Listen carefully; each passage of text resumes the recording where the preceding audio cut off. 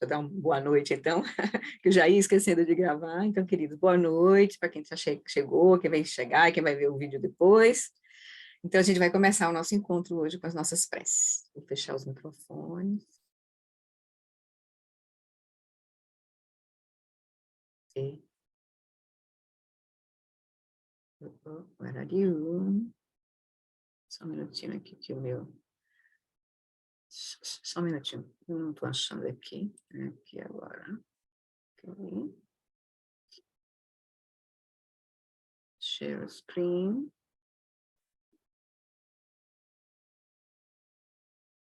Interessante que não está aparecendo para mim aqui. Deixa eu fechar aqui de novo. Só um minutinho, porque não está aparecendo para mim o arquivo para eu fazer compartilhamento aqui, não estou vendo ele. Deixa eu baixar um aqui. Ah, porque estava muita coisa aberta. Deixa eu só fechar aqui para facilitar a minha vida. Ok, deixa eu ver se aparece agora. Não.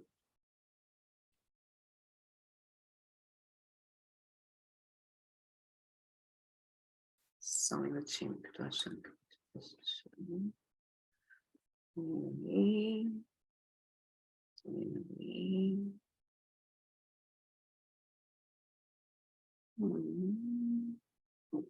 minutinho, que agora eu fiquei aqui, eu não estou conseguindo achar a tela. Não está aparecendo para mim. Agora, show all windows.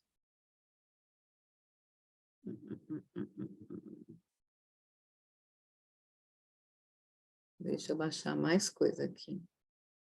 Ok.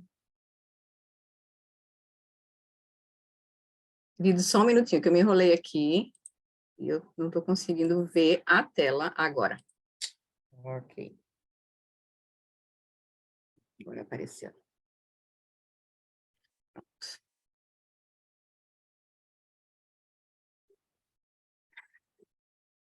Então, traz a consciência para o momento presente. Relaxa o teu corpo, acomoda o teu corpo, solta, deixa a respiração fluir naturalmente, soltando as tensões do nível sutil. Abre espaço na mente para estar presente aqui agora para o nosso encontro, para a gente compartilhar, encontrar o Dharma, através dos ensinamentos que a gente vai estudar hoje, das práticas que a gente vai fazer. Então, a nossa mente, então, aberta, receptiva, a gente, então, se conecta com a nossa motivação, seja a motivação mais ampla e mais, né, profunda, que é de atingir a nossa liberação, iluminação completa, erradicar todos a nossa confusão, para que a gente possa trazer benefício verdadeiro a todos os seres ao nosso redor, principalmente os mais próximos de nós, nossa família, nossa mãe, nosso pai, nossos filhos, nossos amigos. Que a gente possa ser de benefício verdadeiro e que a gente possa manter a nossa energia, a nossa motivação durante nosso caminho, a nossa prática, para realmente entrar em contato com a nossa confusão, iluminar, ver a verdadeira natureza de toda a nossa experiência. Com essa motivação, então, a gente faz a nossa prece de refúgio nas três joias, simbolizada pelo lama, pelo Guru Rinpoche, que representa todos os nossos lamas. Então, refúgio naquilo que vai nos ajudar a realmente trilhar esse caminho de transformação verdadeira, e no cultivo da bodhicitta, que é essa mente ampla, amorosa, compassiva, ilimitadamente compassiva. Procura realmente liberar todos os seres da confusão. Namo lama deshido peku concho sungi ramjin lam dadandro dru senchena chanchu guardu kyapsuchi. No lama, que é a corporificação dos sugatas, dos budas, da natureza das três joias, Eu, juntamente com os seres dos 6 reinos, tomamos refúgio até a nossa iluminação. Namo, no Lama, que é a corporificação dos Sugatas, da natureza das 3 joias.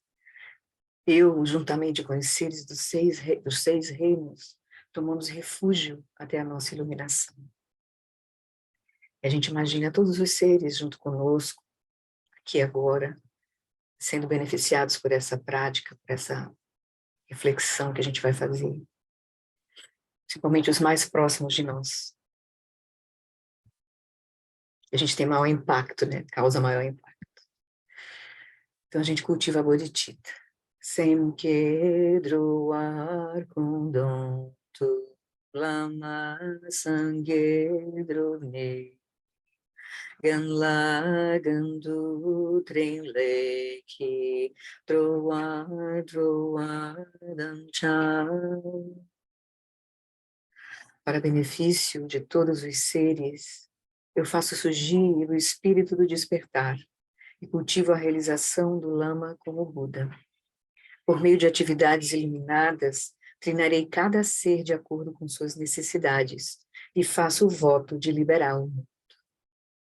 Aqui a gente pode imaginar todos os seres como cada pessoa que a gente encontrar fisicamente, em sonho, em pensamento. Esses são todos os seres. Cada pessoa que a gente encontrar. Para benefício de todos os seres, eu faço surgir o espírito do despertar e cultivo a realização do Lama como Buda. Por meio de atividades iluminadas, treinarei cada ser de acordo com suas necessidades e faço o voto de liberá-lo. Então, a gente vai fazer a prece 7 linhas, evocando a presença de Guru Rinpoche, as bênçãos de Guru Rinpoche, que representa a mente iluminada, completamente livre do que o Buda manifestou, está viva, essa condição de liberdade está presente, sendo manifestada por esses seres de sabedoria, mas está presente em cada um de nós. Então, é com essa aspiração de que a gente possa remover todos os obscurecimentos, né, para que a gente possa manifestar também essa mesma realização que o Guru Rinpoche manifestou, que o Buda manifestou. Todos os mestres estão a caminho de manifestar. A gente então faz essa prática rápida de Guru Yoga com a prece de 7 linhas, recebendo as bênçãos, né, das iniciações que removem os nossos obstáculos de corpo, de fala e de mente. Então, cada vez que a gente lê, entoar a prece, a gente imagina que está recebendo as 3 iniciações, de corpo, de fala e de mente. Hum again yogi nujan sam pema gesa dompo lam yasen chogi nyodru ne pema june jesudram Kudu kandru mampe por kiki jesu dadru ki jingi lopchir sheksu so guru pema siji hum. Hum again yugi nujan sam pema gesa don polam. Yasen chagi nyudru ne pema june jesudram kudu kandro mampe por kiki jesu dadru kim jingi lopchir sheksu so guru pema siji hum.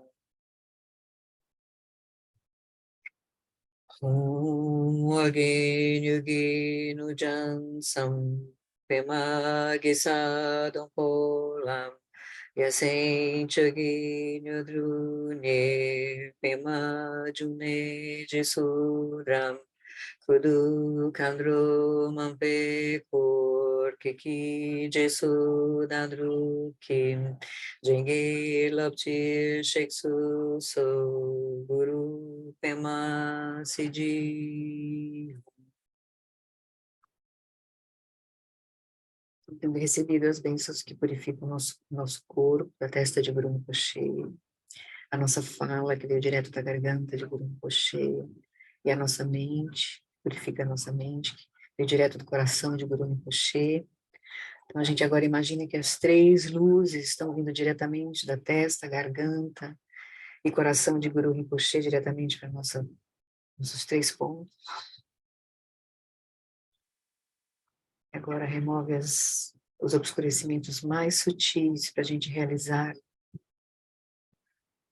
o Svabhavavika Kaya, que é a união dos 3 Kayas, Nimanakaya, Sambhogakaya e Dharmakaya, a grande perfeição.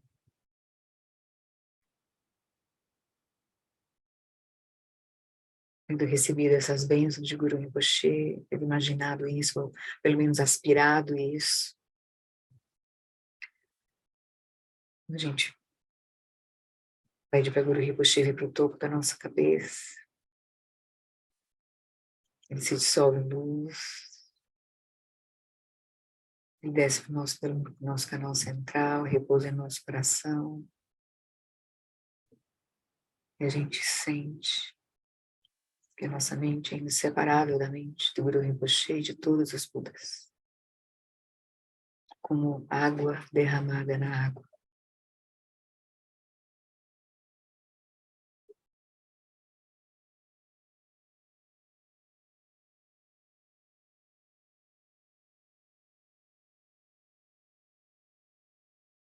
Então, a partir então dessas bênçãos, dessa prática de Guru Yoga, a gente faz a nossa meditação de hoje. A gente vai fazer a mesma meditação que a gente fez na terça-feira passada, atenção plena à respiração na abordagem Dzogchen, tá? Para a gente se familiarizando com essa prática de estar, depois que estabelecer o corpo, a fala e a mente, seus estados naturais, a gente vai repousar na quietude da consciência e vai deixar que a nossa atenção, de forma secundária, preste atenção no ritmo da respiração que está acontecendo no momento presente.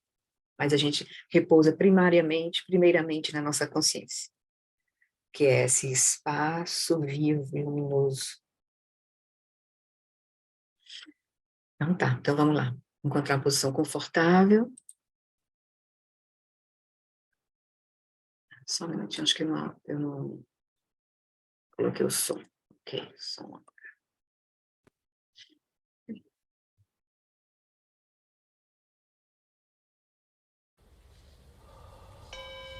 Okay.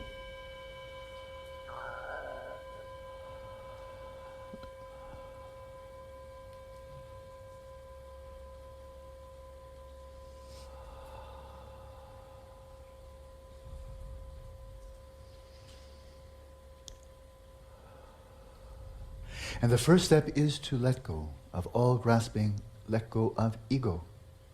O primeiro passo é soltar toda a fixação, soltar o ego. And simply release. Simplesmente soltar, liberar. Like dropping a stone into a pool of water. Como soltar uma pedra num lago. Let your awareness descend through the body, right down to the ground. Deixa a consciência descer pelo corpo até o contato com o chão. Leaving your ego behind. Deixa o seu ego para trás. Leaving your mind behind. Deixando a mente para trás. Just awareness. Só a consciência.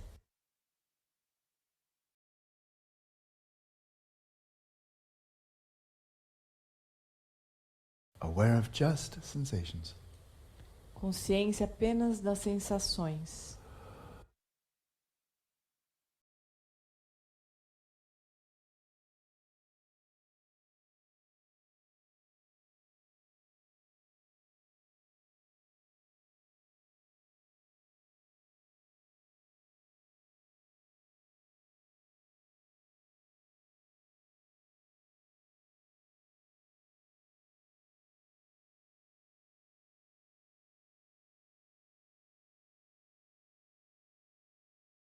Let your awareness fill the somatic space. Deixa a consciência preencher o espaço somático. And settle your body in a state of relaxation, stillness and vigilance. Estabeleça o corpo no estado de relaxamento, quietude e vigilância. Observing but not identifying with the sensations throughout this field. observando, mas não se identificando com as sensações que surgem nesse campo. And not reifying them, not taking them to be substantially, inherently real. E não reificando, não tomando essas sensações como substanciais, como inerentemente reais. These sensations too are empty appearances arising in space and they have no owner. Essas sensações também são vazias, elas surgem, mas não têm nenhum dono.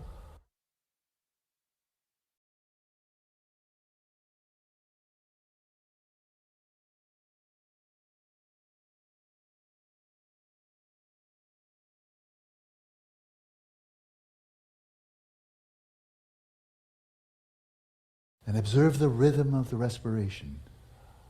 E observe o ritmo da respiração, Not identifying with the sensations of the breath, sem se identificar com as sensações da respiração, but as if you are having an out-of-body experience. Simply observe the rise and the passing of the breath. mas apenas como se você tivesse uma experiência fora do corpo, extracorpórea, observando as sensações surgindo e desaparecendo. And with every exhalation, relaxing more deeply, releasing the breath more fully, releasing the activities of the mind. E com cada expiração, relaxando mais profundamente, soltando a fixação às sensações, soltando as atividades da mente.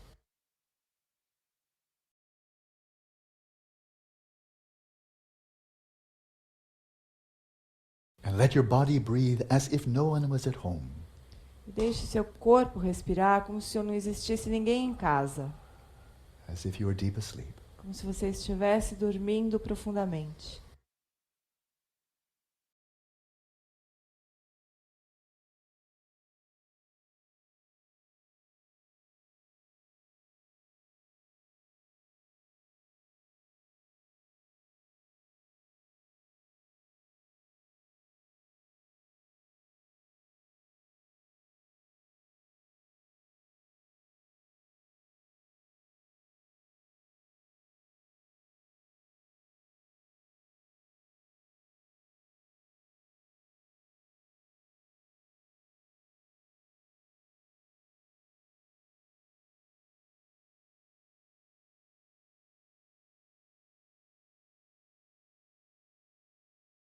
Then resting in awareness, mental awareness, release all identification with the activities of the mind as well as you can. E relaxando, repousando na consciência mental, solte todas as atividades da mente, o melhor que for possível para você.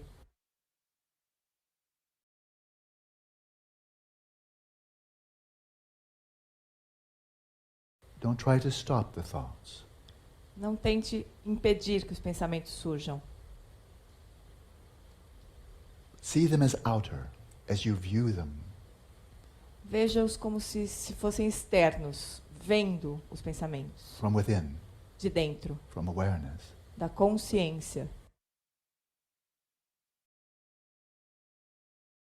And let the thoughts, the desires, the memories come and go like clouds passing across the sky. Deixe que os pensamentos, as memórias, os desejos venham e vão, como nuvens passando no céu. And rest in the sense of ease, stillness, and clarity of your awareness. E descanse à vontade, relaxado, na clareza da sua consciência. And over time, if you are persistent, the mind will settle in its natural state. E com o tempo, se você persistir, a mente se estabelecerá em seu estado natural. The activities of the mind will calm. As atividades da mente se acalmarão. The afflictions of the mind will subside. As aflições da mente irão ceder. And your mind will come to rest E a mente descansará. in its ground state, Em seu estado basal. a state of well-being, Um estado de bem-estar, clarity, de clareza and stillness. e quietude.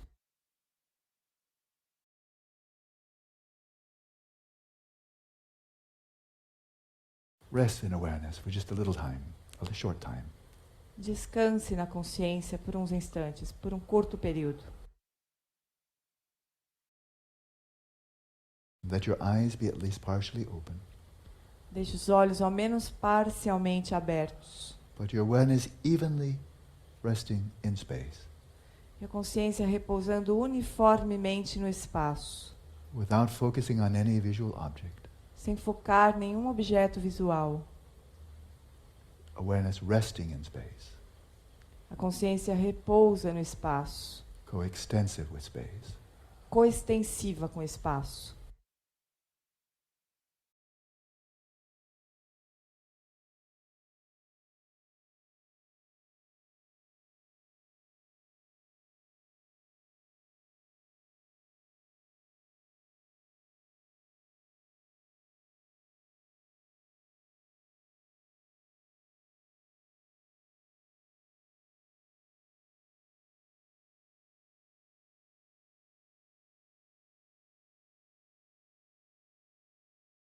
For the remainder of this session, primarily just rest in awareness. Pelo resto dessa sessão, repouse na consciência, principalmente. In that natural stillness and clarity, Em sua quietude natural, sua clareza natural. self-knowing, Que se autoconhece. aware that you are aware. Consciente de estar consciente.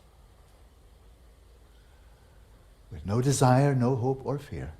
Sem desejos, nem esperanças, nem medos. Be content simply to be aware. Contente-se simplesmente por estar consciente.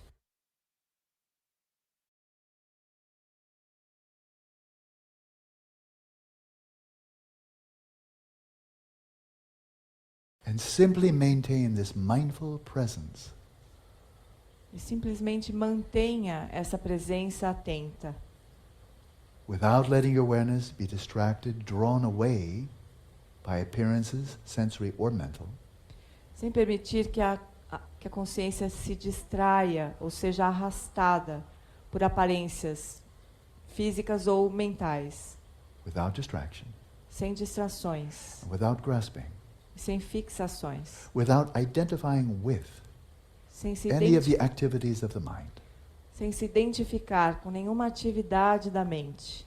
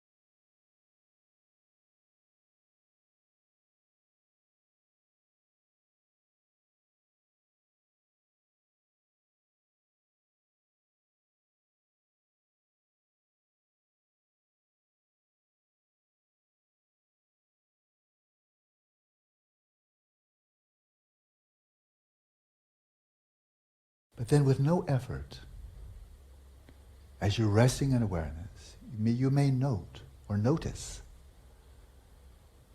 the rhythm of the respiration.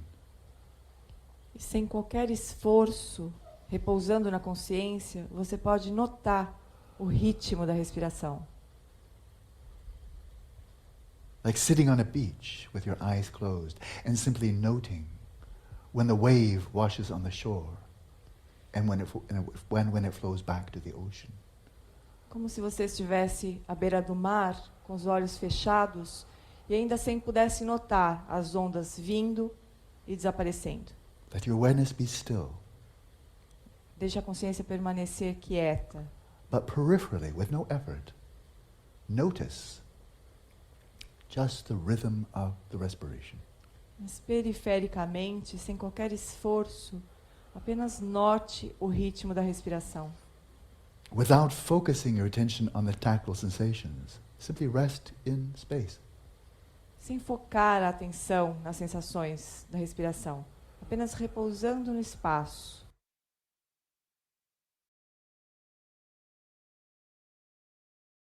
And you will know the rhythm of the respiration. E você saberá, conhecerá o ritmo da respiração. So this is the Dzogchen approach to mindfulness of breathing. Essa é a abordagem Dzogchen da atenção plena à respiração. Speaking roughly, let 80% of your awareness just rest in awareness, rest in space. Desde que, de uma forma grosseira, 80% da sua atenção permanecesse repousando no espaço. But peripherally, on the outer edges of your awareness, so to speak, do note, do recognize the rhythm of the respiration. Mas na periferia da sua consciência, apenas note, reconheça o ritmo da respiração. Notice when the breath is flowing in, Note quando o ar está entrando when it's flowing out. e note quando está saindo. Maintain that flow of cognizance. Mantenha esse fluxo de cognoscência. When in-breath is long, note that it is long. When the out-breath is long, note that it is long. Quando a inspiração for longa, note que ela é longa. Quando a expiração for longa, note que ela é longa. And likewise, on those occasions when the in or out-breath is short, note that it is short. Da mesma forma, nas ocasiões em que a inspiração e a expiração forem curtas, note que elas são curtas.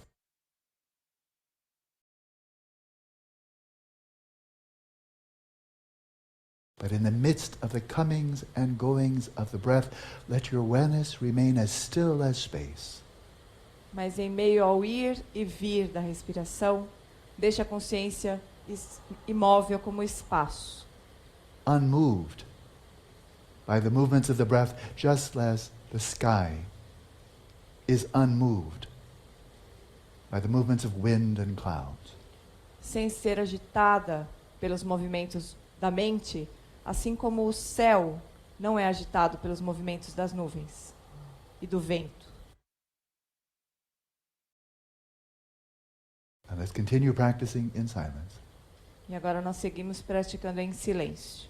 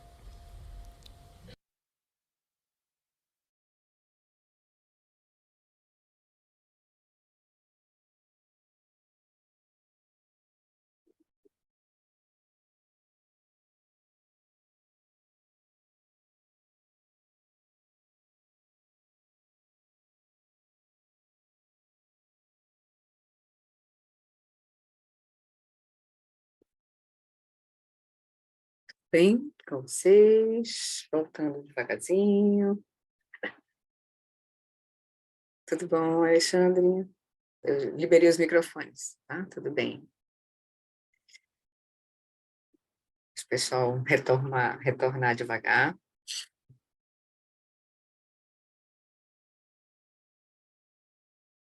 Alguém quer fazer algum comentário? Nessa prática, a gente repetiu essa mesma prática que a gente fez na terça passada. Atenção plena à respiração na abordagem Dzogchen. Depois que ele faz a condução inicial de preparar, né, estabelecer o corpo no estado natural, a fala no ritmo natural, a respiração no ritmo natural, e trazer a mente para a prática, aí então ele dá essa instrução para a gente permanecer reconhecendo, né, a consciência, esse estado de estar iluminando, reconhecendo, iluminando as aparências, mas aí ele pede que a gente reconheça aquilo que conhece, né, a gente se torne consciente de estar consciente, das qualidades da consciência, né, que é essa abertura e luminosidade e cognoscência. Então, e essa luminosidade e cognoscência, a cognoscência, ela pode estar direcionada a objetos, a aparências, e pode estar direcionada a si mesma, que é o caso nessa prática. A gente fica repousando primeiramente, né, tentando deixar a nossa atenção no reconhecimento da própria consciência, enquanto um cantinho do olho da consciência observando o fluxo da respiração, só para a gente manter um gancho no presente, assim, tá presente aqui agora.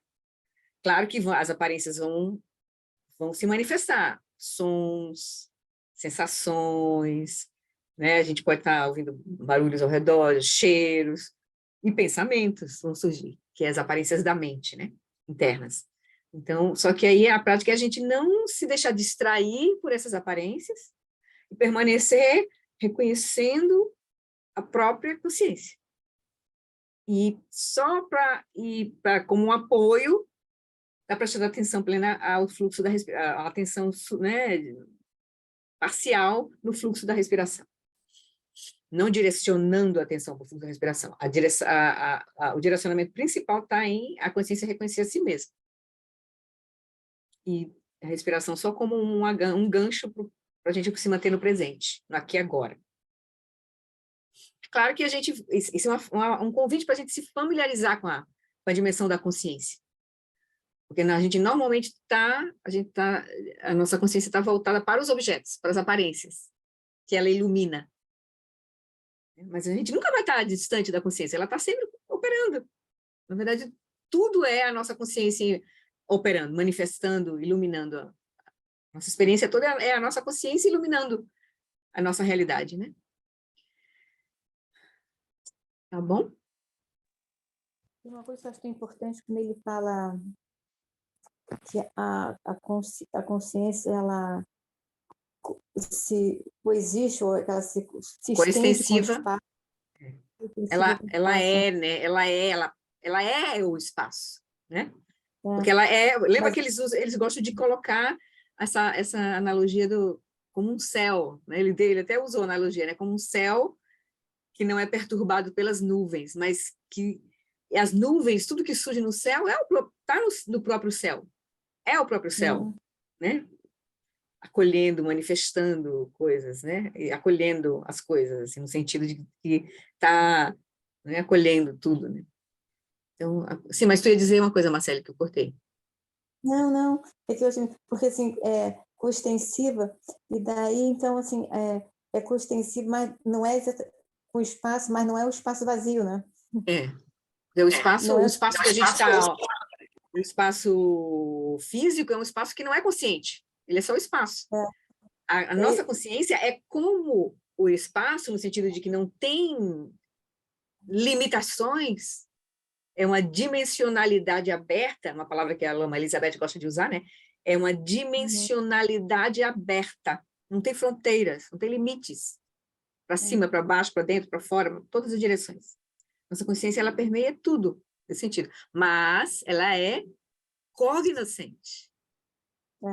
Ela ilumina não só as aparências, mas ela ilumina a si mesma, ela sabe, ela conhece toda a experiência. O céu, o espaço que não conhece. Né?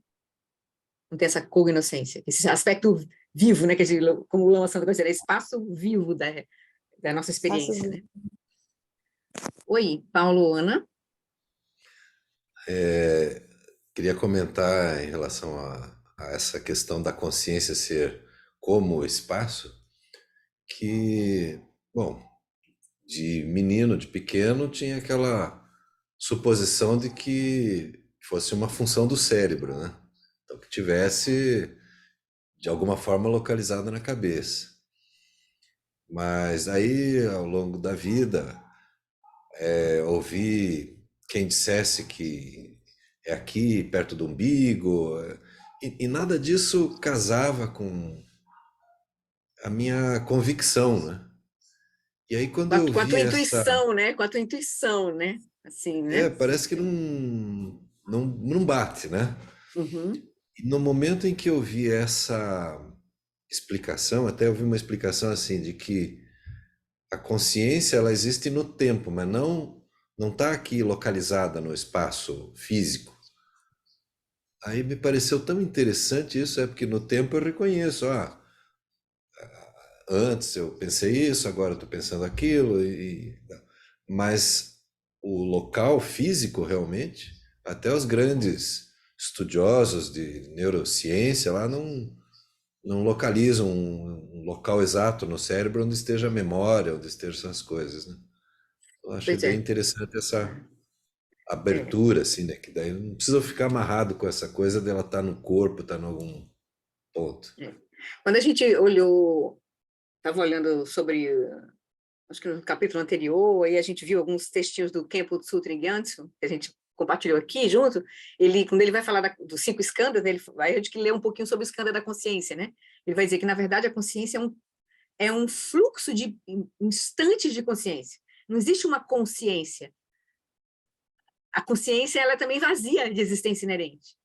Então, ela transcende o tempo, ela está no quarto tempo, é o que a gente vai encontrar nos ensinamentos, ela está no quarto tempo, ou seja, ela está num tempo além do tempo, porque na consciência também não tem tempo, nem tempo e espaço são relativos, são construtos relativos que surgem a partir do momento em que a gente está operando com a dualidade. Quando está operando com a dualidade, surge o tempo e surge o espaço. Mas na hora que você rompe o aspecto da dualidade, você sai fora do tempo e espaço, eles não existem nessa dimensão, é uma dimensão que está além do tempo e do espaço. Então, ela se diz que a consciência primordial, essa dimensão última da realidade, ela está no quarto tempo, é chamado assim, né? Um tempo além do tempo, presente, passado e futuro, né?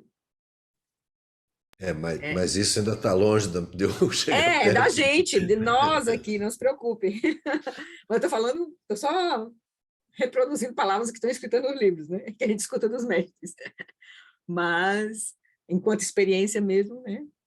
A gente está preso no tempo mesmo, no espaço, e a gente está operando com essa reificação, né, de nós mesmos.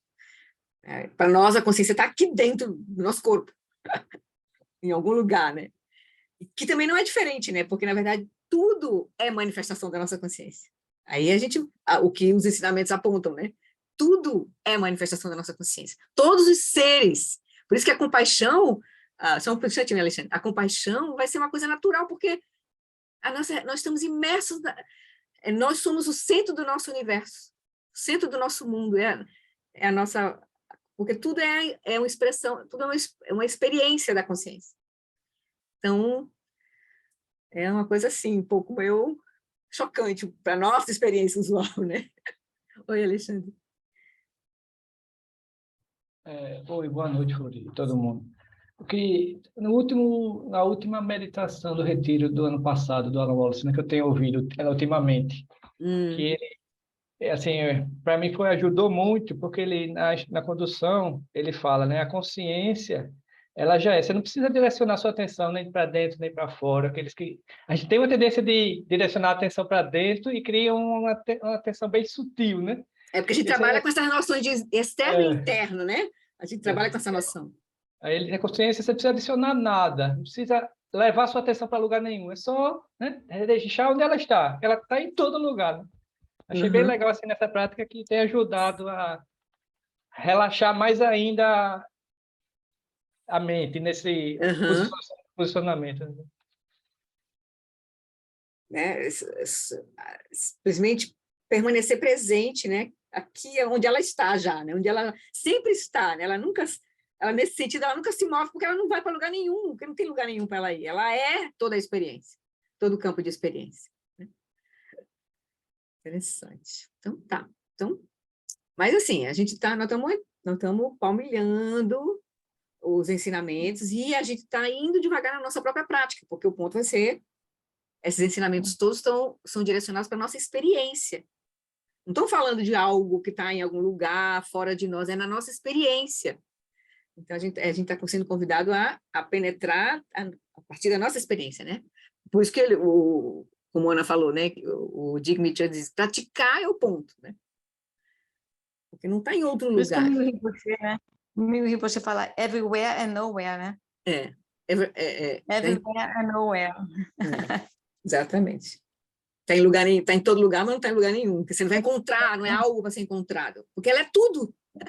A nossa experiência tudo que a gente experimenta é a nossa experiência. A gente não tem essa clareza disso, né? Então, tá bom. Vamos lá. Vamos terminar o nosso capítulo hoje. Vamos retomar aqui. Deixa eu pegar aqui o texto. Então, a gente terminou o tópico anterior. O Lama falou sobre a natureza búdica, né? E agora ele vai falar desses dois aspectos da natureza búdica. Só o último parágrafo, o Lama diz assim: de acordo com Mahayana, a natureza búdica é a natureza essencial da nossa própria mente. Ela permeia, né, todos os seres têm aquela semente, né? A gente viu um pouco, né? Como uma semente, assim, a gente pode ver, mas, na verdade, ela é tudo, é a nossa manifestação, já é ela, né? A gente pode ver que não, então, como a gente não se reconhece com essa natureza, já sendo essa natureza, a gente vê como um potencial, né? Aí ele vai dizer, então, de acordo com Mahayana, a natureza búdica é a natureza essencial da nossa própria mente. Também é conhecida como consciência primordial, ou mente extremamente sutil, ou mente original. Lá no Felicidade Genuína, o Lama Alan traz aquele modelo da consciência em 3 dimensões, né? Lembra que a gente já viu aqui? Acho que eu até deixei aberto aqui, né? Só para a gente se lembrar. A gente está falando... cadê você? Está aqui. A gente está falando, né, disso aqui, ó.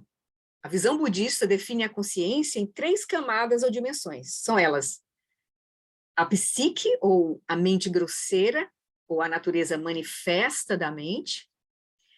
Aí, num nível mais profundo, a consciência substrato, essa mente que é uma mente sutil, que é a natureza essencial da mente. Então, aqui é a mente, a psique comum, a consciência mental e a nossa psique, todas as aparências que surgem dentro da nossa consciência mental, pensamentos, imagens, memória, né?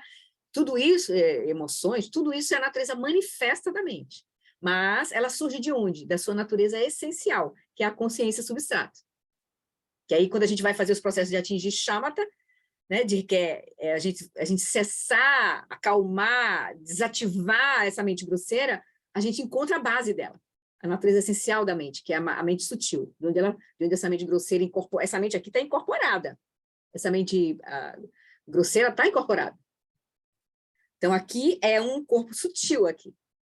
Então, ela é uma dimensão sutil que não tem corpo grosseiro nessa dimensão. Os corpos grosseiros surgem dessa mente, porque aquilo que segue de vida para vida é a consciência substrato. Certo? Onde ficam as marcas. A gente vai dar uma olhadinha agora aqui de novo, só para a gente se lembrar. A gente está falando da nossa experiência. Quando está falando de natureza búdica, não estou falando da nossa experiência. É a nossa experiência básica. A gente não está reconhecendo, esse é o ponto. E aí, o nível mais profundo de onde surge tanto a consciência substrato como a psique é a consciência primordial. Isso que o Lama acabou de falar, que é a nossa natureza búdica, que é essa mente muito sutil, é a natureza última da mente. Cada uma dessas camadas ou dimensões da consciência, ela pode ser testada por meio da experiência. Não tem outro jeito da gente acessar, né? A gente viu, eu vou só para lembrar agora aqui, só para a gente, né, se localizar aqui, o Lama tá falando, quando está falando da natureza Búdica, está falando da nossa consciência. Por isso a importância da gente fazer as práticas, a gente sentar e olhar diretamente. Então, aqui ele normalmente usa duas analogias, o Lama Wallace, né? Por exemplo, é como se fosse o mar profundo, aí tem as correntes marítimas e tem as ondas. O mar profundo é como se fosse a dimensão última, mais sutil. Depois tem começam a surgir correntes, um movimento dentro desse mar profundo. E dessas correntes surgem as ondas, que são as manifestações, né, mais... que você pode identificar, individualizar. Mas tudo isso é água. É a própria água, é a própria mente, a consciência. Então, outra analogia que é usada também é como se fosse assim, imagine uma contração, um congelamento. A consciência primordial é como se fosse o espaço vivo e ilimitado. Aqui está limitado por esse círculo aqui, mas imagine o céu azul, né, com esse azul aqui. O céu ilimitado. Aí tem um congelamento, uma contração inicial e depois um congelamento, o punho fechado aqui. Porque tem uma dualidade ainda operando na consciência substrato, tem uma dualidade operando. Mas aqui tem aí tem dualidade mesmo grosseira, tem um corpo que é separado totalmente da experiência. Certo? Então, é só para a gente ter uma ideia, assim, uma analogia do processo, né? Aí a psique, isso aqui está recortado do Felicidade Genuína, tá? Capítulo sobre Bodhicitta, capítulo 11.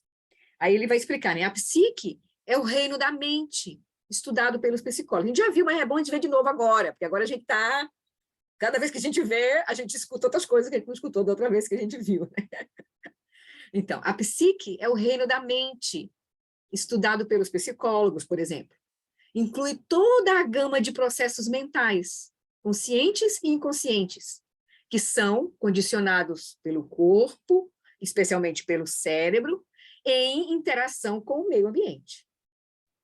Então, essa dimensão corporificada da nossa mente, ela tem o condicionamento da estrutura física, né, do cérebro, e tem condicionamento do próprio ambiente, recebe esse condicionamento. Esses processos são específicos quanto a gênero, raça, idade, cultura e assim por diante. Na hora que essa mente se contrai, se congela e se manifesta a partir de um corpo, ela vai estar sendo influenciada também pelo ambiente, cultura, tudo isso influencia o que a gente pensa, o que a gente sente, né? Então, essa nível mais grosseiro da mente está influenciada por tudo isso. Por isso que é tão... É uma aventura a gente atravessar essa mente grosseira e deixar ela se acalmar completamente, assim, se desidentificar dela, né? Daquilo que a gente pensa, das crenças, das emoções, né, do jeito de ser, a gente se identifica com tudo, né? Com o meio, com o pensamento, com energias, com padrões energéticos, padrões, né, de conceber o mundo, que está muito ligada com cultura, com onde a gente está. Então, a gente está totalmente identificado, é bem complexo aqui, a gente soltar isso. Por isso que as práticas não são fáceis, a gente sentar, parar e não se distrair, não se fixar com o que acontece nesse nível grosseiro da nossa mente. Mas se a gente não atravessar isso, não tem como. Tem que atravessar, né? E as práticas de Shamatha nos ajudam bastante, assim. E Vipassana vem as práticas de sabedoria, porque, por exemplo, as 4 aplicações da atenção plena vai porque a gente vai, como a gente tem uma calma de Shamatha, a gente pode olhar e ver o que é que está surgindo internamente. Isso é movimento de energia, imagens, são só pensamentos. Mas a gente, na hora H mesmo, no dia a dia, no modo convencional, a gente se identifica com as emoções, a gente se identifica, né? E move toda essa energia, as nossas escolhas, o nosso corpo, a nossa vida, né? Pautada pelo que a gente se identifica, né? E reifica. Então, ele vai dizer, a razão mais importante para termos interesse pela psique é aprender a distinguir quais processos mentais são propícios para o nosso bem-estar e quais não são. Ou seja, a gente vai ter que iluminar essa dimensão para começar a olhar isso, até para que a gente possa viver de forma mais tranquila no mundo, nesse mundo corporificado. Se a gente sabe, né, o que é mais leva uma felicidade mais duradoura para nós, né, e que evita os sofrimentos, a gente vai fazer isso. né? A gente vai olhar de forma profunda, né? As virtudes, as não virtudes da nossa mente, o que é aflição mental, o que não é aflição mental, porque nossa mente não tem só aflição mental, nossa mente tem mais de 51 fatores e muitos deles não são aflições, são fatores naturais da mente, inclusive tem qualidades, as qualidades, compaixão, atenção plena, são qualidades da mente que a gente vai cultivar. Agora, ódio, aversão, raiva, apego, medo, isso são aflições da mente. Então, esses processos a gente vai diminuir, a gente vai desativar, né? Então, a gente vai estudar a psique não só para a gente entender como é que ela opera e qual é a melhor forma dela operar enquanto ela, né, nós estamos esse corpo, nós estamos operando no mundo, a gente vai ter que usar essa mente, sabiamente no mundo, né? E para a nossa própria prática profunda. O que é que vai nos ajudar, o que a gente tem que cultivar dentro desse nível mais grosseiro da mente para nos ajudar a atravessar para os níveis mais sutis da nossa mente. Então, a psicologia budista é experiencial e pragmática, incentivando-nos a responder a essas perguntas, observando as nossas próprias mentes, esse nível grosseiro, e a influência dos estados e atividades mentais específicos. Conforme nossa habilidade introspectiva se aprimora, jogamos mais e mais luz sobre o domínio, esse domínio antes tão obscuro. Então, a nossa prática inicia convidando a gente a olhar para a nossa própria mente. A gente não tem como fazer diferente. A gente vai ter que olhar. Olhar para atravessar ela completamente, desativar ela, mas também olhar para ver o que é favorável e o que é desfavorável. Para poder a gente operar no mundo, que a gente vai operando no mundo, nós estamos incorporados.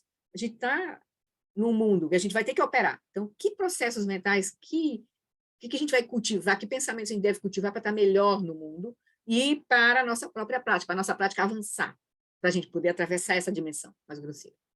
Aí vem a consciência substrata.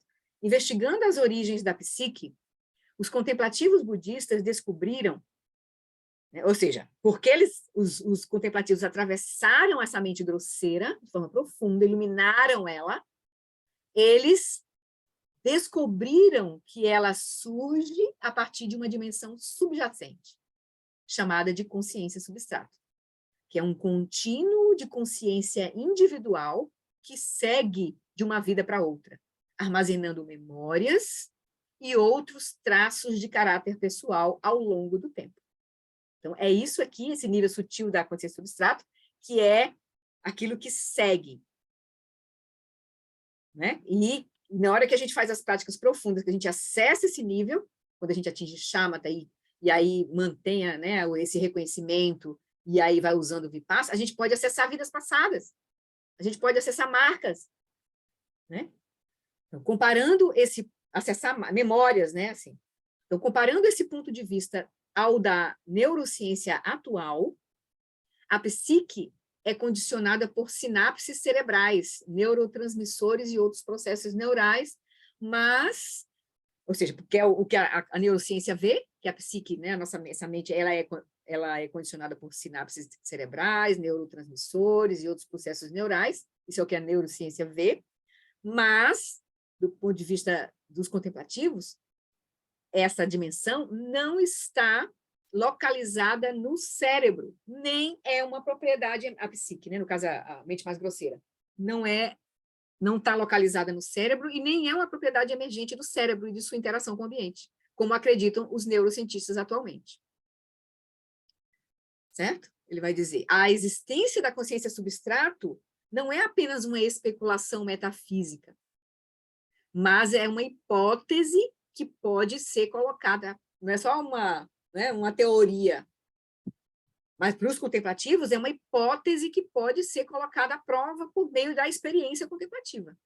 Essa não é uma tarefa fácil, é isso que o Lama tem procurado, né, prover hoje com os centros de pesquisa contemplativa, ele está ajudando os alunos a tentar atingir shamatha para atingir a consciência substrata de forma clara,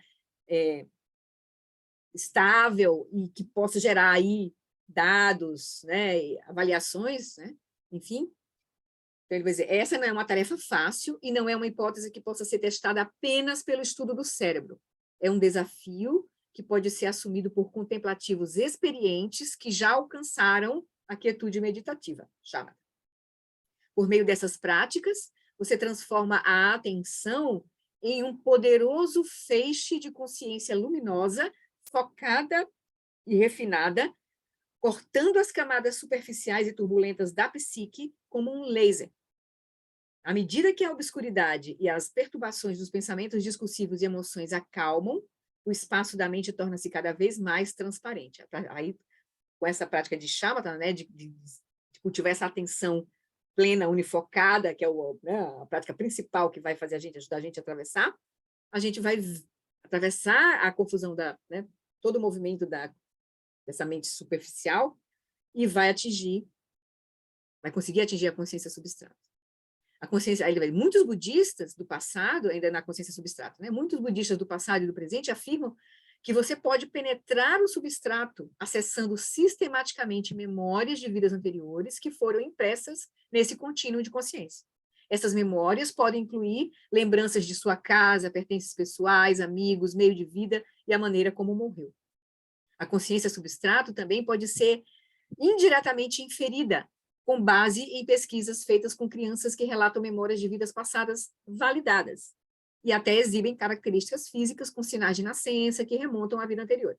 Então, aqui é uma hipótese, né, que não só os contemplativos diretamente podem acessar e aí se lembrar, e aí, né, acessar lembranças anteriores, mas também pode ser feita uma pesquisa com crianças que se lembram de vidas passadas, e que essas lembranças possam ser validadas, como já teve, né? Ele vai falar aqui, né, que esse psiquiatra, Ian Stevenson, tem feito investigações, porque ele já faleceu, né? Fez investigações científicas nessa área e resumiu 40 anos de pesquisa em seu livro Where Reincarnation and Biology Intersect, onde a reencarnação e a biologia se cruzam. Portanto, além dos relatos dos contemplativos, parece haver uma base científica, uma hipótese, né, indireta, para afirmar a existência de uma consciência substrato individual que segue de uma vida para a seguinte. E aí o Lama, só para a gente se ligar assim, um pouco, né? Não estamos falando de coisa fora da nossa, dentro da nossa experiência. E aí a consciência primordial, que é o ponto culminante da nossa prática, né? Realizar a Dharmakaya, a nossa verdadeira natureza, a natureza búdica nossa. Aí ele vai dizer a consciência primordial, que é o nível mais profundo, mais sutil. Então, além do domínio da consciência substrato, contemplativos de várias tradições ao redor do mundo e ao longo da história descobriram uma terceira dimensão da consciência, aqueles que se iluminaram, que acessaram diretamente, né, Dharmakaya. Então, é chamada no budismo, de consciência primordial, ou Dharmakaya, ou Rigpa, ou natureza búdica. Né? Então, essa dimensão, transcende as construções conceituais de espaço e tempo, sujeito e objeto, mente e matéria, e até mesmo de existência e não existência. Porque todas essas construções conceituais, elas surgem de uma operação dual da mente. Aqui, essa dimensão, a gente vai transcender a dualidade. Essa dimensão da consciência é inefável e inconcebível.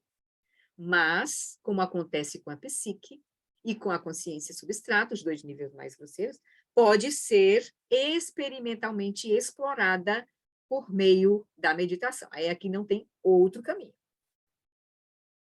Não vai ser porque é de uma perspectiva em primeira pessoa.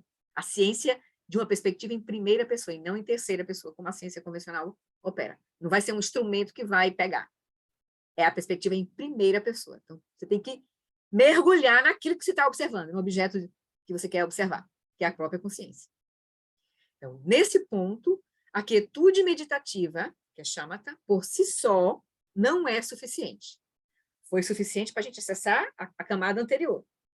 Mas, para atravessar para a consciência primordial, a gente vai ter que usar uma outra prática, que foi o que o Buda trouxe, as práticas de Vipassana, de insight. Isso exige um treinamento rigoroso no insight contemplativo, Vipassana, as práticas de Vipassana, para romper todas as construções conceituais e a concretude das nossas categorias. Tem que romper a mente dual, que é o que cria as categorias, cria os conceitos. Então, até o ponto em que possamos repousar na natureza vazia e luminosa da própria consciência. Que aí são as qualidades básicas da consciência. A gente vai ter que acessar, só consegue acessar e realizar diretamente essa condição quando a gente corta toda os construtos conceituais.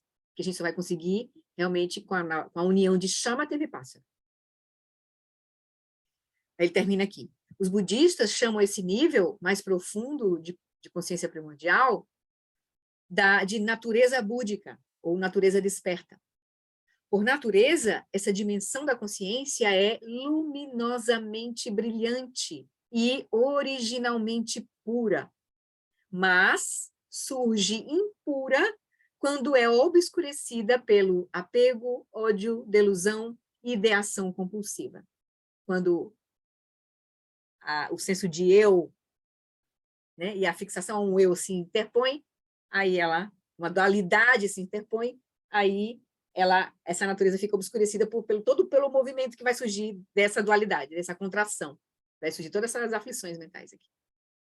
Repleta das qualidades de um Buda, ou seja, de um ser desperto, ou seja, essa dimensão ela não é nada, ela é plena de qualidades. Ela é primordialmente presente desde tempo sem princípio. E também, ou seja, ela está num tempo além do tempo, que ela não nasce e não morre. Ela está sempre presente.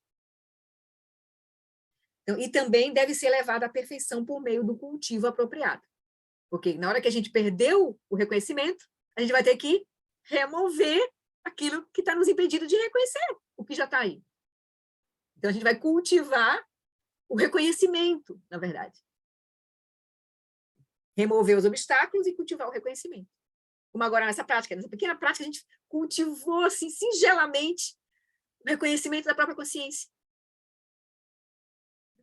Ainda uma consciência dual, né? Mas, né, está conectada a esse corpo, a esse momento aqui agora, esse presente, como se fosse algo real. Mas a gente está...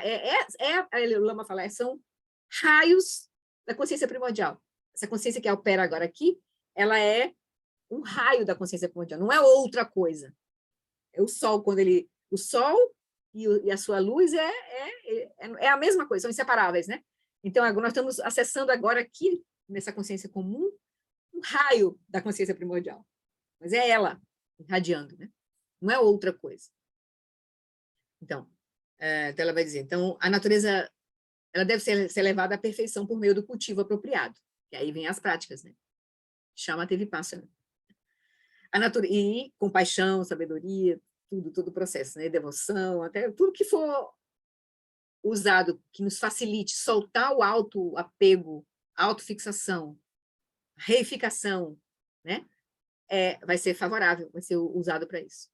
A natureza búdica é a verdadeira natureza imaculada da consciência, a qual nada precisa ser adicionado e da qual nada precisa ser removido, mas que precisa ser separada das impurezas que a acompanham, da mesma forma que o minério de ouro precisa ser refinado para produzir e manifestar a pureza intrínseca do ouro, que já está lá. Né? Então, só para a gente se conectar com isso, que a gente já tinha visto, mas agora eu acho que é um momento interessante, nós estamos falando da natureza búdica, né? Aí a gente volta lá para o texto, então. Tudo bem? Porque eu estou meio preocupada com a hora agora aqui. Alguém ia falar alguma coisa? Né? Eu acho que nem em 5.000 anos eu consigo atingir essa consciência primordial. Ela já está aí. Não, ela está, mas é que está tão encoberto, está tão com tantas nuvens. Não, você está maravilhosa, você já encontrou o Dharma sublime, assim, caminho, mexe as bênçãos, é só ter um pouquinho de paciência, perseverança, coragem, né? E pronto, mas ela já está aí. Vai ser fácil. Vamos lá, vamos então pegar o texto.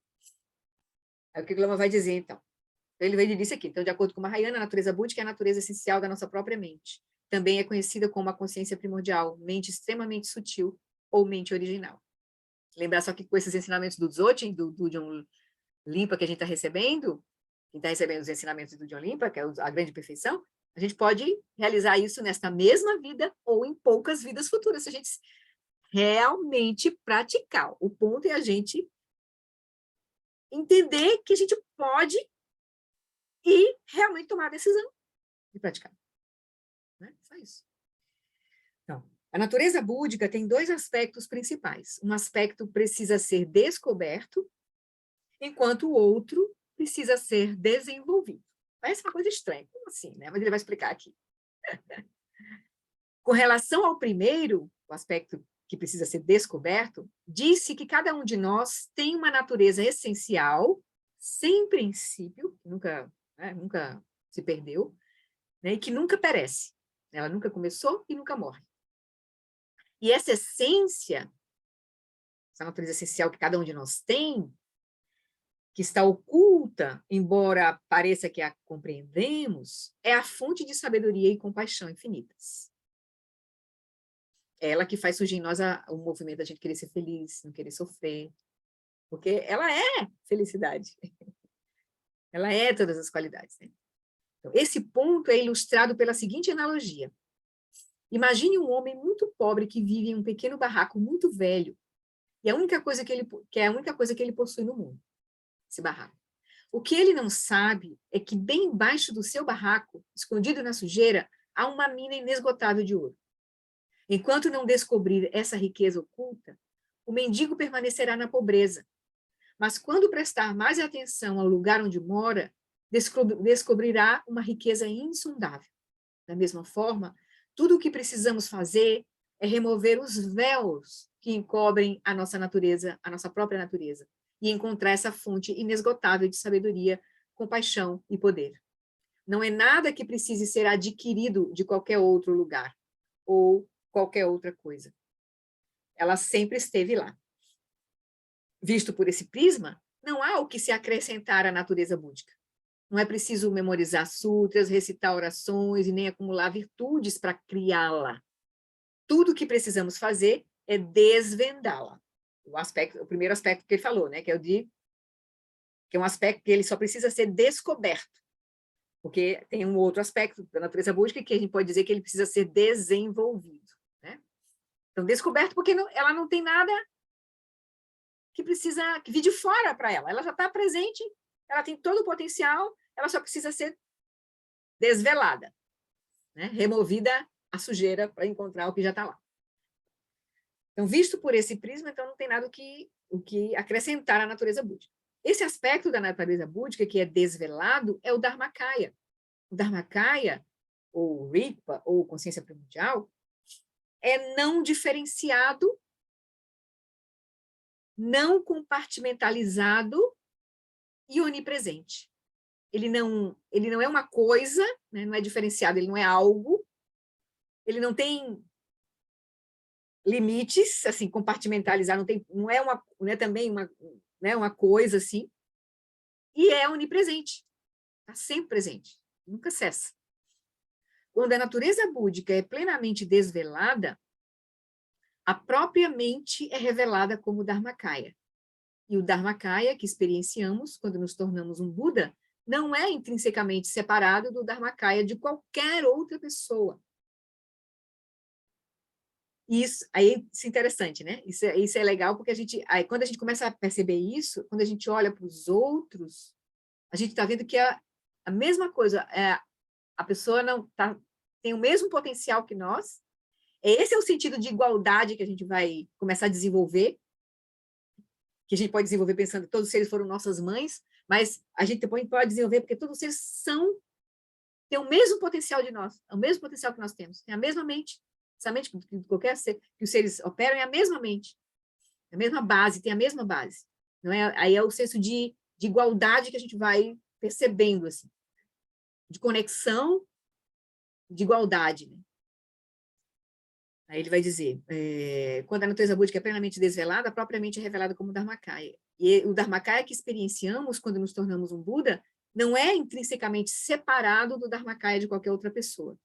E isso tem sido comparado, a experiência de Dharmakaya é a mesma que qualquer um acessar, que o Buda acessou, se a gente acessar, que qualquer ser acessar, é a mesma experiência, no sentido a qualidade da experiência é a mesma, né? Mas ele diz, isso tem sido comparado ao mar dissolvendo em uma gota d'água. Não é uma gota d'água dissolvendo no mar, é um mar dissolvendo numa gota d'água. Um koan, quase, né?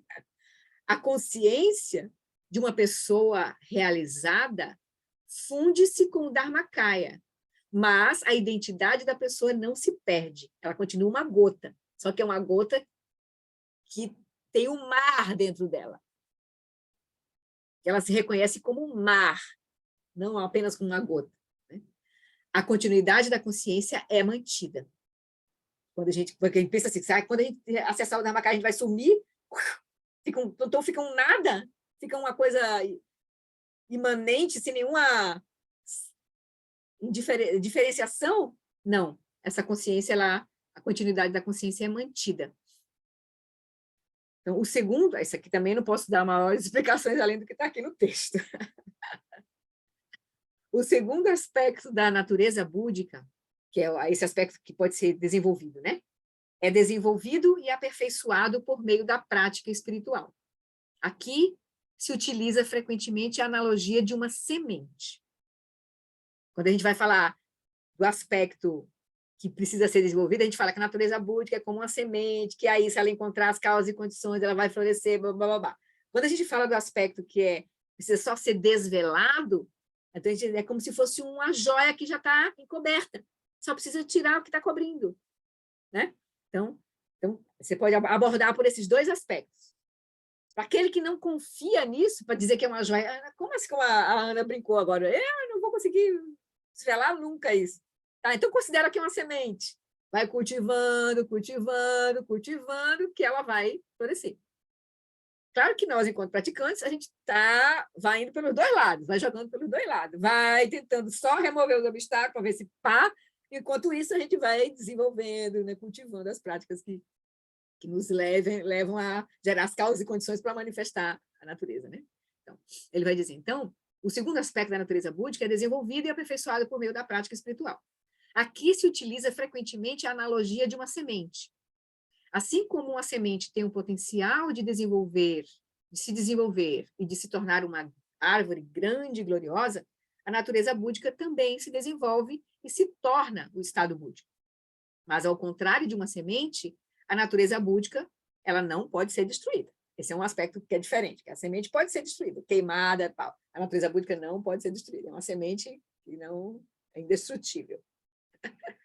Ela simplesmente existe, sempre presente, pronta, assim como uma semente pronta para germinar quando posta em contato com as condições apropriadas. Essas condições para a germinação são os ensinamentos, as práticas espirituais, o mentor espiritual, ou seja, as condições que nos permitem praticar. Então, deparamos-nos, então, com uma das questões mais intrigantes sobre tudo isso. Como pode a natureza búdica ser perfeita e, ainda assim, precisar ser desenvolvida? A resposta é que se trata de uma questão de perspectiva. Em outras palavras, vermos a natureza de Buda completa e perfeita, sem necessidade de se desenvolver, ou vermos como uma evolução e amadurecimento na direção do estado de Buda, não depende da natureza de Buda em si, mas de como a percebemos. É uma questão de perspectiva.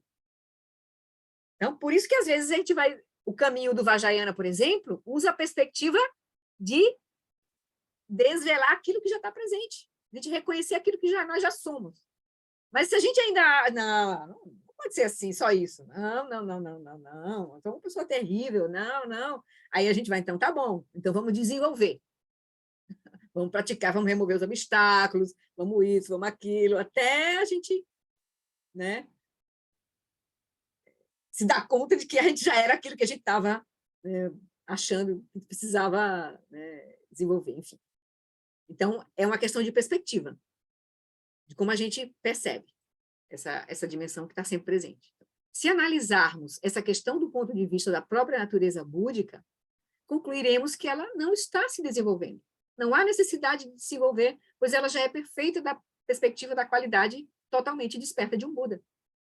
Mas, se considerarmos a natureza búdica a partir de uma perspectiva humana comum, reconheceremos que temos obscurecimentos que precisam ser dissipados através da prática espiritual. Aí está certo. Na hora que a gente olha para a nossa mente, grosseira, vê os nossos padrões, vê os nossos impulsos, aí é bom que a gente caia na real e cuide desses impulsos para poder atravessar eles, certo? Então, à medida que progredirmos, veremos os obscurecimentos se transmutando e a nossa mente se purificando. Aí vem as práticas de Lojong, treinamento da mente, super importantes, né? Para a gente aí atravessar esses obscurecimentos, porque nós estamos, a confusão, nós estamos condicionados nessa confusão, a nível de corpo, a nível de energia e a nível de mente, que a gente não consegue nem conceber, por exemplo, essa dimensão. A gente está preso nas caixinhas do eu separado, da dualidade, da existência, da não existência. A gente está dentro da caixinha do ir e vir, do começo, do fim, da vida e da morte. Tudo são caixinhas. Então, a gente não consegue. Então, a gente vai precisar dos ensinamentos graduais também. Entende? Até que a gente comece a gerar essa confiança, remova os obstáculos mais grosseiros, para a gente começar a ter esses vislumbres dessa dimensão, e aí a gente vai abandonando essas práticas de desenvolvimento, entende? Porque não fazendo mais sentido. A gente já está acessando, tendo confiança de acessar diretamente. Aí a gente vai se envolver em práticas que agora a gente só amplia o reconhecimento, de fato. Então, podemos traçar um paralelo com duas perspectivas sobre a própria iluminação do Buda. Do ponto de vista do veículo individual, né, quando a gente entra no caminho ainda com a mente completamente dual, né, e a gente busca o despertar, né, para ter uma melhor vida na próxima, enfim. Então, do ponto de vista desse veículo individual, o Buda, o Buda, ele não era um Buda. O Siddhartha, né, que surgiu lá, o príncipe Siddhartha, não era um Buda até sua última vida, em 2.500 anos atrás, quando então atingiu o estado de Buda, da perspectiva do caminho, do ponto de vista da perspectiva do caminho individual, que é o caminho onde a gente que vai desenvolver, a gente não tem uma semente, vai desenvolver, como o próprio Buda, né, o Buda fez isso, desenvolveu, ele não era, mas aí naquela vida ele acessou o pleno potencial. Houve um momento, no início da manhã, lá, daquele dia lá fatal, que ele sentou lá debaixo da árvore, né, e só levanto quando eu me iluminar, de manhã, quando ele tinha 35 anos de idade, esse homem, então, alcançou o despertar espiritual. Essa é a perspectiva do caminho individual, do veículo individual, do caminho Nayana. Do ponto de vista Mahayana, que você já começa a ver a vacuidade, né, já começou a ver a vacuidade do eu, não tem um eu, já começou a ver a vacuidade, existência inerente do eu, aí começa a ver a vacuidade dos fenômenos, temos um quadro bastante diferente, isto é, o Buda já era um ser plenamente desperto quando nasceu. Em sua encarnação como Buda histórico, ele surgiu e se esforçou-se diligentemente, praticou austeridades até encontrar o caminho do meio, que é essa compreensão, né, da ausência de extremos. Nem a realidade é substancial e nem é um nada, né? Eternalismo e niilismo. Ele chegou e compreendeu exatamente essa condição da vacuidade luminosa. Mas o tempo todo ele estava simplesmente manifestando os feitos de um Buda. Ou seja, do ponto de vista dos seres sencientes, ele surgiu para alcançar o despertar espiritual através do esforço diligente. Mas, de uma perspectiva transcendente, ele já era iluminado durante todo o curso de sua prática aqui neste reino.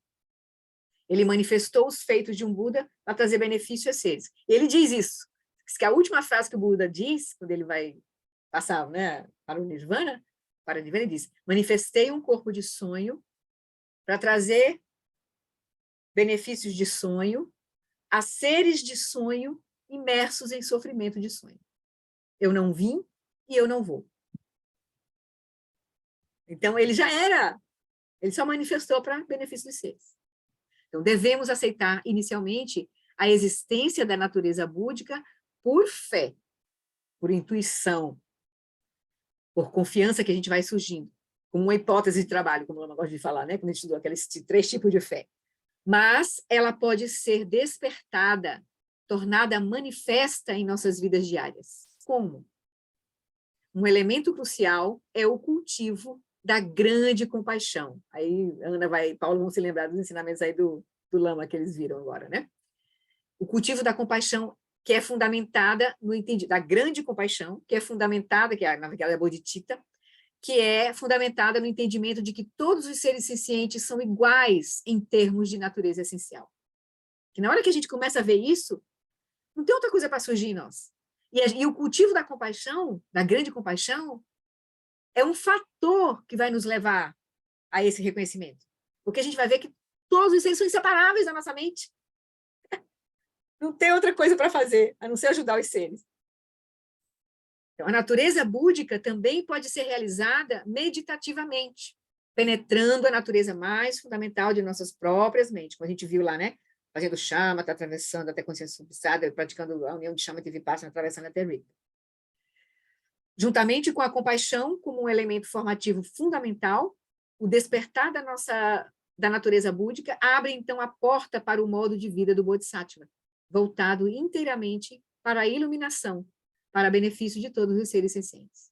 Então, quando a gente começa a ouvir ensinamentos sobre a natureza búdica, que ela é igual em todos os seres, é a nossa base, é indiferenciada, então todos os seres, então, aí a gente vai, nasce a bodhicitta, a aspiração que a gente quer, o que a gente vai ver no próximo capítulo, né? Os dois próximos capítulos, vai falar um pouco sobre a bodhicitta, e depois é que ele vai falar sobre a vacuidade. Que é super importante nesse processo. A gente vai caminhar cultivando compaixão, grande amor, mas vai cultivar também a compreensão da vacuidade, a realização da vacuidade, que é o que vai dar o balanço para a gente. Porque a vacuidade, sem compaixão, a gente vai ficar preso, meio que num aspecto niilista. A compaixão sem a vacuidade, a gente fica preso no aspecto eternalista, querendo resolver as coisas do mundo todo. Então, tem que ser as duas asas, compaixão e sabedoria. Sabedoria da vacuidade. A gente vai cultivar as duas coisas, porque não são inseparáveis. O Buda é aquele que vai trazer benefício ao ser, não tem outra coisa para fazer, porque ele vai realizar que toda a manifestação que ele vê ao redor é a manifestação da própria mente dele. Então, não tem outra coisa para fazer. Então, aqui a gente termina esse capítulo 12, e a gente vai agora para o capítulo 13, cultivando o espírito do despertar, ou seja, cultivando a bodhicitta. Certo? Aí eu trouxe, dá para a gente passar aqui, eu trouxe separei um videozinho do Mingyur Rinpoche, que ele fala sobre esse aspecto aí, de 6 minutinhos. Vocês topam? Dá uma olhadinha? Nós já somos Budas. É um videozinho dele, bem legal. Deixa eu pegar aqui. Aqui. Ok.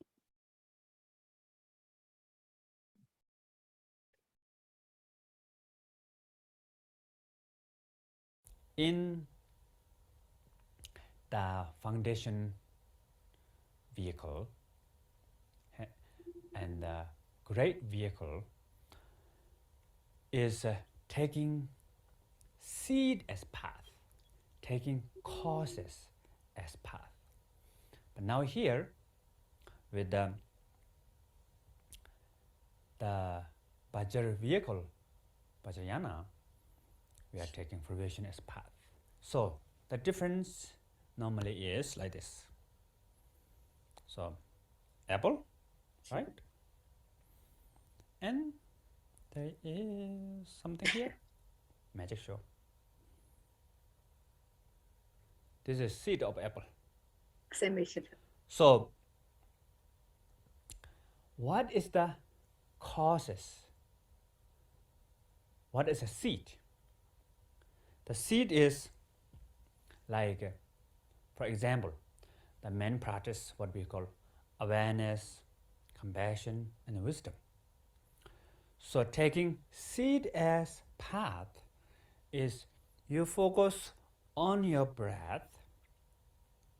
So the breath is more important. Awareness is of course we need awareness, but awareness is on the focus on the breath.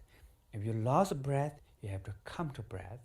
So a little bit tight, and then you need to develop this awareness. So now you don't have this awareness much. So you have, at the beginning you have awareness only a few seconds. So like seed. And this awareness has to grow. Awareness becomes longer, longer, longer, and you lose your mind think about pizza, no good. Back to the breath, concentration, clashes, no good. Back to breath, and eventually, if you can keep the awareness become 24 hours, then you become like apple. The awareness become like apple. That's the fruition. And also compassion. At the beginning, we don't have much compassion, and we have just small compassion, and then we have to try to meditate on compassion a little bit, and slowly grow compassion. And hatred is opposite of compassion, so we have to fight with them back to the right track, and slowly, in the end, you have 24-hour compassion, then become fruition. And the wisdom also same. But in the Vajrayana, in the Vajra vehicle, what we believe is, from beginning, you don't need this, you have this. Everybody has full apple. But the problem is like this. So that's the problem. You know, right? So we all have this apple, but there's obscuration, cover this apple. You need to discover the apple. Not like seed need to grow slowly, not like that. So just need to discover the apple. Oh, at the beginning, you discover a little bit, and then more, and more, and more, more. So that's what we call taking fruition as path. So how this fruition as path? So we believe everybody is equal. Everybody has awareness, compassion, wisdom, 24 hours. Not just a little bit. So therefore, for the meditation, not the object-oriented. For the meditation, the awareness, subject-oriented. Awareness important. So we all have awareness. What is awareness? Knowing, aware, cognition. So now, when you are looking at me, do you know me? Do you see me? If you know, you see me, that's awareness. So awareness is just knowing. Knowing what you're thinking, what you're experiencing, what you're hearing, all this awareness. And this awareness actually with us 24 hours. Even when you are in the deep sleep, there is awareness. Sleep is part of the what we call mental event. It's like awareness. So what we call awareness is like sky. Even the sky completely become dark, full of cloud, but still there is sky, and sky is always free, pure, genuine, calm, peaceful. So awareness like that. So that is we introduce at the beginning for the Vajrayana, great vehicle. So the problem is, then we have a question. If the awareness is always perfect, pure, with us all the time, then what's the problem? Problem is you are not recognized. For example, if you have this apple, if you don't know your own apple, then you may die of hunger, right? Even though you have organic, healthy, best apple of the world, many kilos you have. So you have to recognize it. If you're not recognized, then same as you don't have.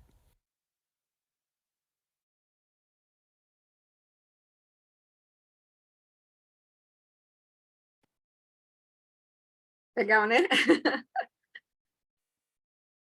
Então, ele deu a perspectiva da prática, né?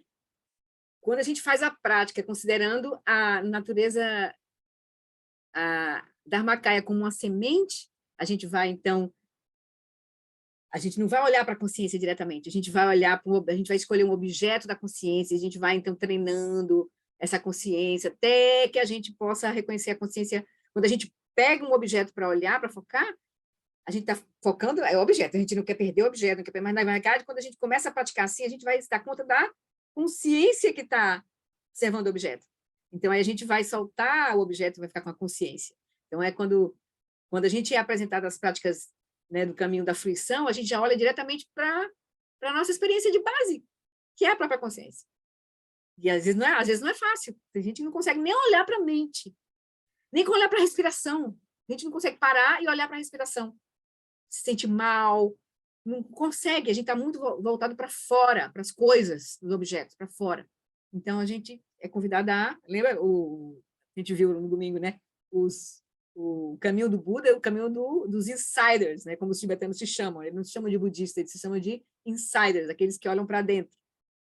Então, mas a gente vai usar meios hábeis, graduais no processo, até que a gente possa usar a fruição, a nossa própria natureza como caminho. Tomar a nossa natureza como caminho.